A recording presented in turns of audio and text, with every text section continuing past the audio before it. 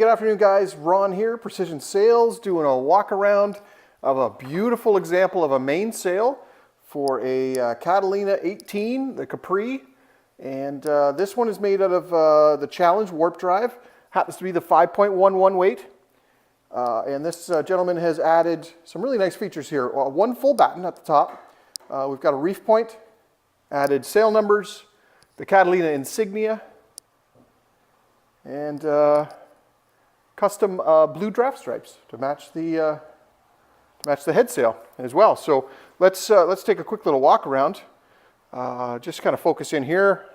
This is the bag that it comes in with the sail tie, and those are the nice little battens there, so they don't have to be coiled like some of the larger sails. But we'll just take a quick look here. We're in the tack. And we'll take a look at the way these corners are put together. These have the block corners on them. He's got the Cunningham. Really nice reinforcements on that tack ring. Nice clean logo as well. Beautiful. Now let's just walk up this luff here if we can. And you'll notice the reef point, exactly the same as that tack. And I'll just quickly show you the reef belt that goes across. Not a lot of sailmakers are doing that. Something that makes us a little bit different with that reef belt. As far as we're concerned, there's no difference between the foot of the sail and that reef. All you're doing is making it smaller, so you shouldn't be skimping and saving on that. So let's just kind of walk on up here, and I've got the sail hung from the ceiling here so I can give you a little bit better look at some of this stuff. So here we're looking at the sliders. Now notice the webbing and the way it's webbed on there. We've got some nice vinyl in behind to make sure it doesn't chafe the sail.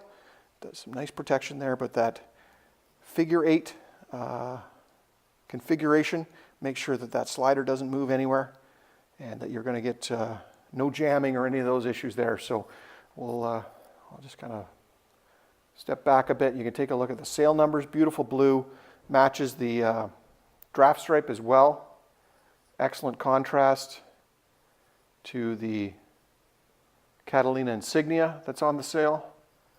This is a beautiful sail, guys. So I'm just going to scoot in behind here so you can give you a good idea of what she looks like with some light behind it.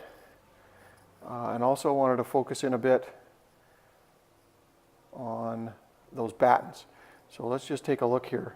I'll try to get closer to the sail so you can get a good idea of what that fabric looks like with some light in it, and that's how she's going to look.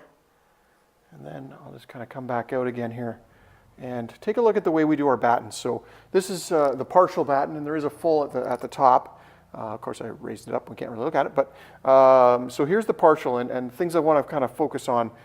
We do a full reinforcement at the end of it to make sure that there isn't any damage done by those battens through the years, just in case they do get brittle with sun and sun damage, that kind of thing.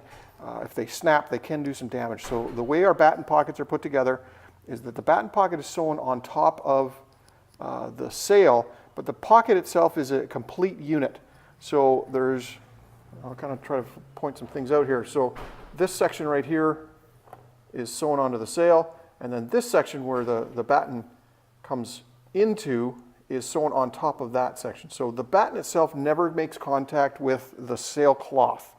So it's going to be very difficult for that batten to cause any damage to the sail through the years.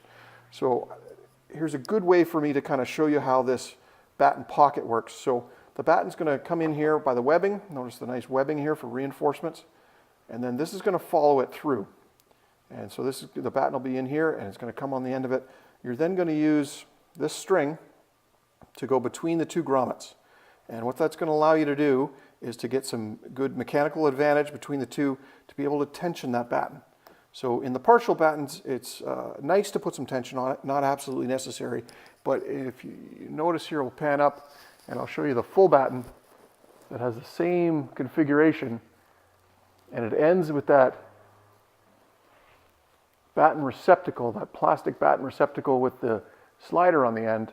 And what that does is allows you to put really nice tension on that and force some sail shape into it. So there you go, guys. This is one beautiful sail, a really good example of the Challenge Warp Drive and what it can be used for. These little sails, these 18-footers up to the 25-footers, makes a significant difference with the sail shape. And this is going to be one very quick little boat with the new mainsail and the new head sail, both made out of the Warp Drive. There you go, guys. If you'd like to inquire about pricing, give us a call or shoot us an email.